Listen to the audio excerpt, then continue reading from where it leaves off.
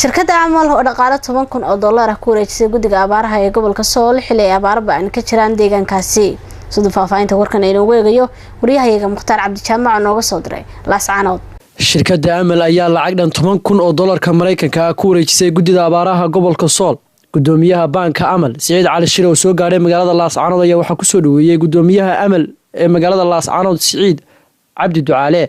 waxaana goobjoog ah madashii lagu wareejinayay guddiga abaaraha lacagtani gudoomiyaha jaamacadda Nugaal Professor Cabdisaaq Maxamed Aadan Lafoole Sheekh Axmed Maxamed Suleymaan oo ah guddiga abaaraha ee gobolka Sool iyo sidoo kale Sheekh Saciid Axmed Cadarre sidoo kale waxa ku sugnaa madaxa qaanuunka ee banka amal Sheekh Axmed Jaamac Ismaaciil Mire dhamaantood waxay si isku mid ah u sheegeen in loo soo gurmado dadka Soomaaliyeed ay saameeyay abaaruhu waxaana kamid ah hadaladoodii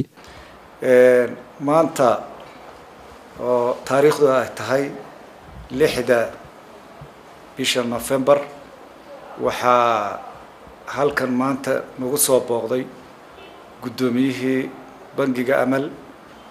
oo noogu yimi inuu ka qayb qaato dhibaatada ka jirta abaaraha ee gobolka Sool waxaan ku soo dhaweynaynaa marka gudoomiyaha bangiga amal soo wixii maaragtay ugu talagalay inuu kaga qayb qaato dadka masaakiinta ee abaaraha iyo dhibaatooyinka ay haystaan abaartan baahsan dhabaantii waa la tacaadufnay tan hadda waa dhiig joojin sida loo sheegay way dad baahraad u dhimanaya la yiri oo roobkiina Ilaahay baa laga sugayaa marka tan waa dhiig joojin insha Allah wixii kale ziyaadana dib baa la isugu laaban doonaa laakiin markan qayla dhaanti gaarsiinay boorka guud ee shirkadda waxayna soo gaarsiiyeen 10,000 oo dollar oo aan rabno hadda inaan ku wareejino guddiga abaaraha ama guddiga taakuleynta bulshada aan ku wareejino laakiin idanka ee waxa naga go'an anaga amalahan mar walba wax kasta ku jirto horumarka bulshadu inaanu ka qayb qaadano walaaleynta kobcinta dhaqaalaha soo dumida mujtamaca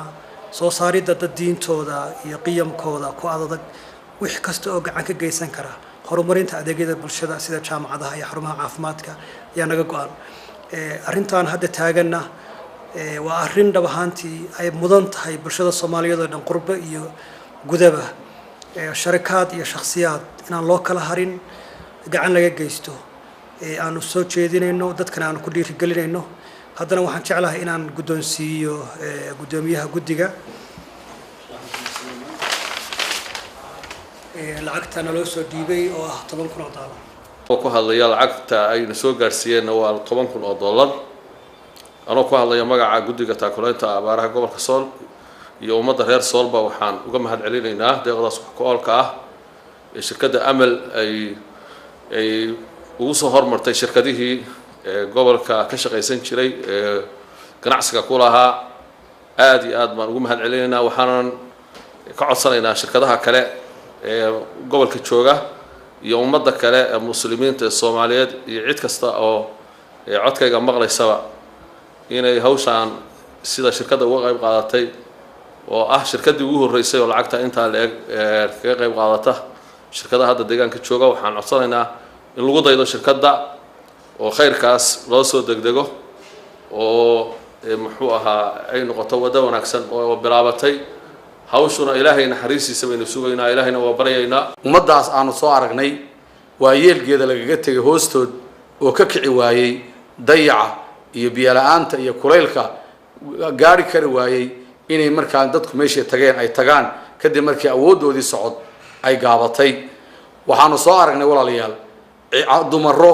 iyo caruuro inta xoogaaga ariga xaynta wixii socon kari ama gaar la saaray iyagii meesha lagaga tagay oo aan raashin iyo biyo midna haysan waxaanu soo aragnay walaalayaal caruuro shubmaya waxaanu soo aragnay kuwo markay ku arkaan gaariga ku soo ordaya si ay caagad biyo ay kaaga helaan lama sawiri karo xaaladda abaaraad ee ku habsatay ay maalkooda oo dhan ay dhigi jireen waqtigii walaalayaal taaganahay ay waxay haystaanba ay bixin jireen xilligii ninka ragga ahi uu tiisa ilaabi jiray xilliga ninka karamka ee deeqsinimada Ilaahay siiyay uu wixiisa intuu ilaabo oo naftiisa maanta walaalkii iyo miskiinka u gudbin jiray Ilaahay subhanahu wa ta'ala haydin wada barakeeyo waa idin wada ducaynaynaa waxaanu mar labaad iyo mar saddexaad iyo mar afraadna si weyn ugu ducaynaynaa shirkadii ugu horeysay oo naga farxisay kana farxisay walaalahooda tabaalaysan shirkadda amal ilaahay subxaanahu wa ta'aala miisaanka xasanaadka allah u saaro meeshay ka soo saareen wax ka khayr badan allah ugu bedelo mukhtaar cabdi jaamac warbaahinta SBC laascaanood